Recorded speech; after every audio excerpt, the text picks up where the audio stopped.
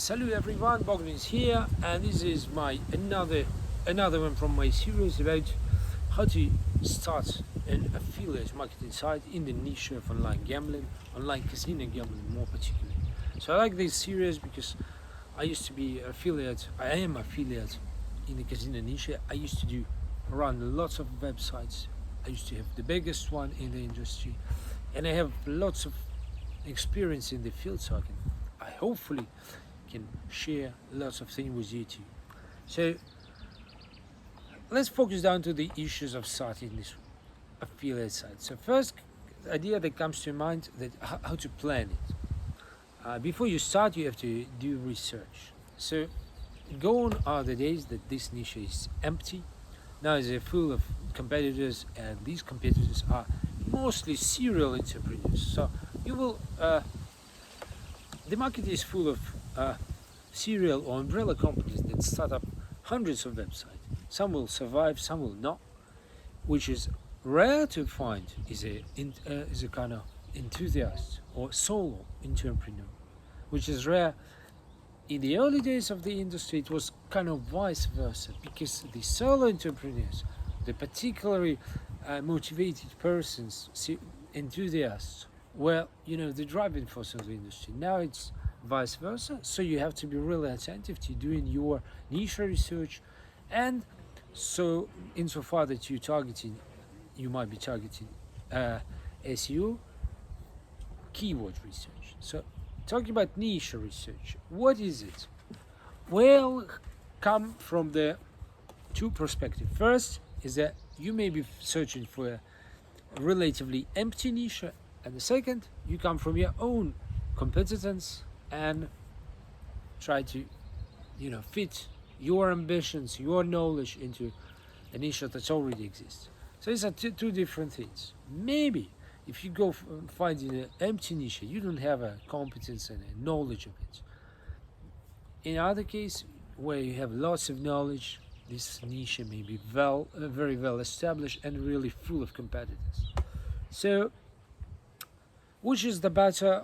I don't purport to judge. In my opinion, better it's to come from your own competences, because this is alpha and omega of all the quality things, quality content.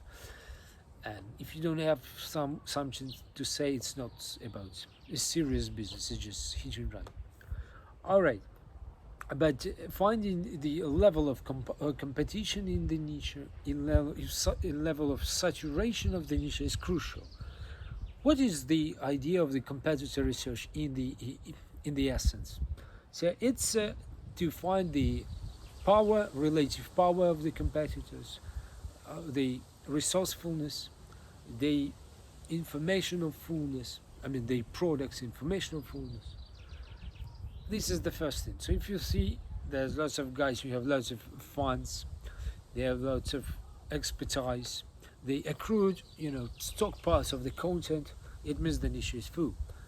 But if they are otherwise, they are relatively low funded, maybe even undercapitalized, so it allows them to go to top things of Google, and the niche is, really promising, you believe it to be promising, and they are not really proliferate on the information, so they don't have produced hundreds of thousands of pages to the date, so it's a good sign.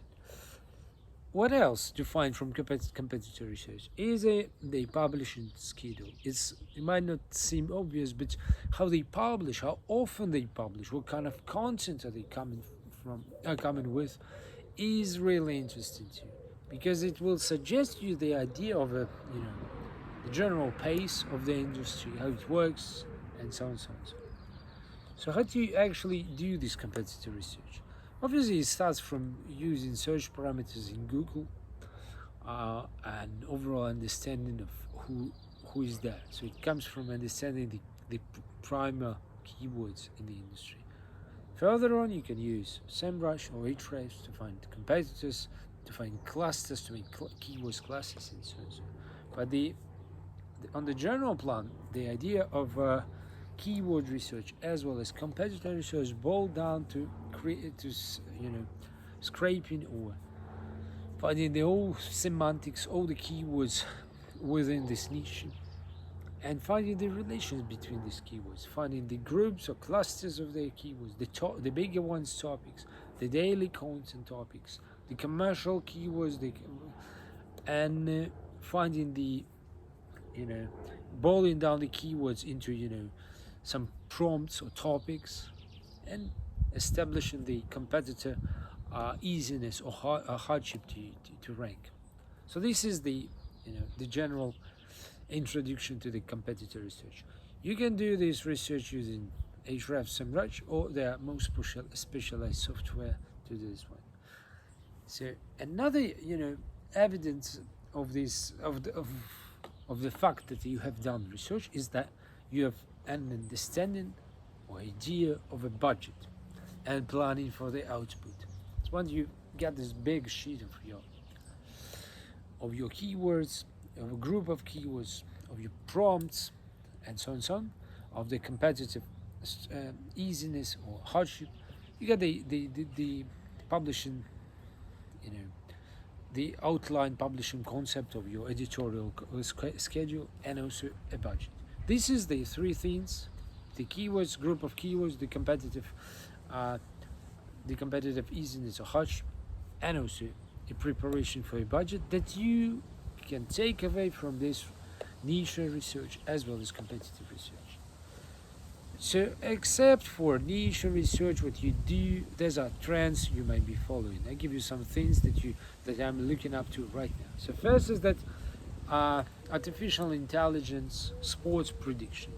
It was not the case up till recently. Sports prediction was about people, about human. They were, tipsters clubs, or tipsters working in the big newspapers and so on. But now it's kind of fine and also interesting to the audience to follow the artificial prediction or the overall mechanization or overall robotization of this sports betting, which turns them into kind of, sports trading. When you get the information, you're gonna exchange it into bets, and the bets is a measure of your probability of winning, which is a kind of information that's turned to money. Another thing to watch for is eSports. For example, Valorant, betting, and other types of games. There's a whole communities behind these games, and eSports were on the outskirts of the online gambling, online casino gambling, but now they're coming more and more to the front. Also, what's good to know is video games betting. So video games betting is also a new trend, and if you go find some casinos like Thunder Pig are using those Valorant games and other types of games, where can you put bets. Finally, maybe fourth trend that I would recommend watching for is decentralized DApp casinos. There are not so many, it's not so numerous these days, but if you go targeting on this type of content, you produce stockpiles of really relevant content with not so many competition, but you have to mind that at some point the bigger names, the bigger publications in crypto also, which are really potent, will come for these keywords, and you have to be prepared to compete with them too. Alright, so another idea is community focus. So except for being, stockpile information, guides, being relevant, relevant in terms of content and link also, you have to be thinking about the community. So what is it?